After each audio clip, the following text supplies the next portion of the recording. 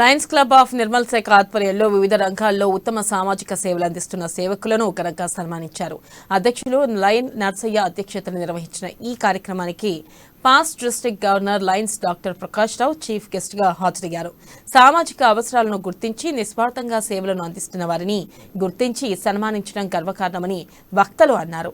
అక్షయపాత్ర, go సంరక్షణ, అనాథల శవదహనం వంటి కార్యక్రమాలు చేస్తున్న వారిని ఆదర్శంగా తీసుకోవాలన్నారు. 5-6 గ్రామాల్లోకి వెళ్ళి వచ్చే రికగ్నిషన్ కూడా అంత సులభంగా రాదు. ఎందుకంటే ఇండివిజువల్గా చేసినప్పుడు అంత సులభంగా రికగ్నిషన్ రాదు.